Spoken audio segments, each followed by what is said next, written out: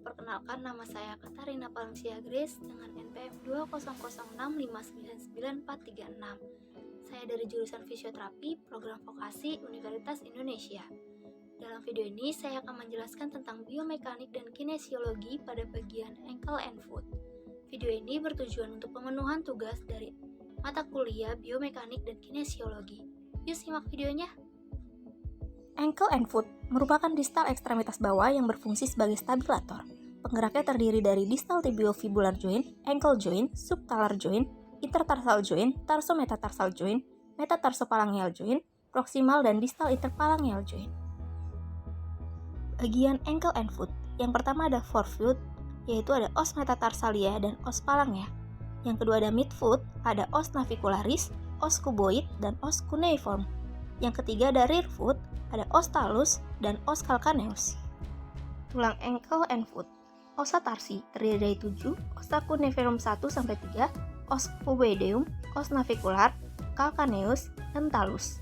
Kemudian di bagian palang terdiri dari 14 tulang, metatarsi 5, phalangeal proximal 5, phalangeal medial 4, dan phalangeal distal 5. Fungsi ankle and foot yang pertama membentuk dasar penyangga, menjadi peredam kejut, penyesuaian mobilitas, dan pembentuk pengungkit kaku. Arkus pada kaki merupakan kontinum dari calcaneus dan cabut metatarsal. Transversnya, bagian proksimal dibatasi os cuboideum, lateral cuneiform, mid cuneiform, dan medial cuneiform.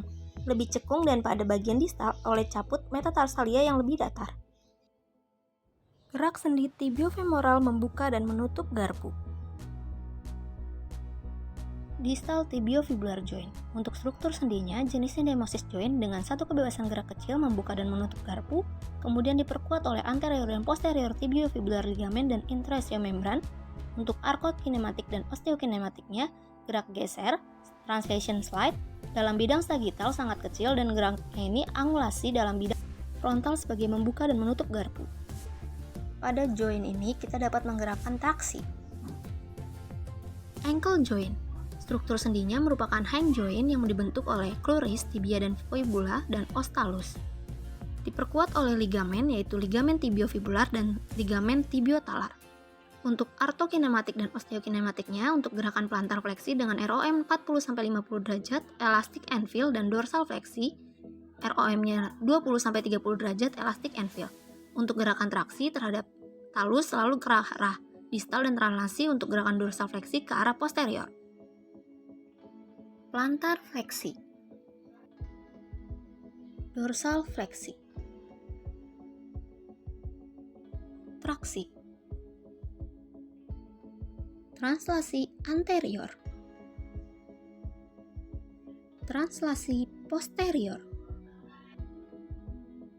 Subtalar joint merupakan jenis sendi plane joint dibentuk oleh talus dan calcaneus bones, diperkuat oleh ligamen talokalcaneal dan artokinematik dan osteokinematiknya untuk gerakan abduksi atau valgus dan adduksi varus dengan ROM 5 derajat dan keduanya hard anvil. Selanjutnya gerakan untuk valgus dan varus dengan ROM 5 derajat dan hard anvil. Traksi. Intertarsal joint terdiri atas talokalcaneonavicular joint, calcaneo-cuboid joint, cuneo-navicular joint, intercuneiform joint, tarsometastarsal joint atau TMT, metatarsopalangeal joint atau MTP, proximal dan distal interphalangeal joint PIP dan DIP. Talocalcaneonavicular joint memiliki cekungan permukaan sendi yang kompleks dan ini termasuk sendi plane joint, diperkuat oleh ligamen calcaneonavicular dan gerakan utamanya adalah plantar dan dorsal flexion. Calcaneo-cuboid joint diperkuat oleh ligamen spring, ligamen dorsal, dorsal talonavicular ligamen, bifurcatum ligamen, dan plantar calcaneo-cuboid ligamen. Gerakan utamanya adalah plantar dan dorsal flexion. Cuneo-navicular joint. Navicular bersendi dengan cuneiform berbentuk konkav, dan cuneiformnya bagian plantar berukuran lebih kecil bersama cuboid membentuk transversi, dan gerak utamanya adalah plantar dan dorsal flexion. Plantar dan dorsal flexion. Intercuneiform joint bersama navikular membentuk transversi saat pronasi dan supinasi atau eversi dan inversi terjadi pengurangan dan penambahan artokinematik. Dan artokinematiknya berupa gerak translasi antar os tarsal satu terhadap lainnya. Inversi dan eversi. Translasi midtarsal.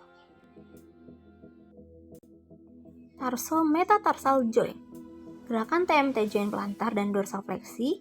Pada plantar fleksi terjadi peningkatan arkus. Pada MT1 gerak roll slide ke arah plantar lateral dan MT3-5 roll slide ke arah ventromedial. Artokinematiknya berupa traksi gerak MT ke distal. Plantar fleksi. Dorsal fleksi. Translasi pada tarso-metatarsal joint. Metatarso-palangeal joint. Distal metatarsal berbentuk konveks dan basis palangealnya berbentuk konkav, membentuk sendi ovate hind dan gerakannya fleksi ekstensi dan abduksi aduksi. Untuk MLPP-nya ekstensi 11 derajat, CPP-nya full ekstensi, dan gerakan translasi searah gerak angular dan traksi selalu ke arah distal. Aksial traksi. Translasi MTP pada bagian proksimal. Translasi MTP pada bagian distal. Proksimal dan distal interpalangeal joint. Caput proksimal palang berbentuk konveks dan basis distal palangealnya berbentuk konkav membentuk sendi hind. Gerakannya fleksi dan ekstensi. Untuk MLPP sebesar fleksi 10 derajat dan CPP-nya full ekstensi. Gerakan translasi searah gerak angular dan traksi selalu ke arah distal. Fleksi. Ekstensi. Abduksi.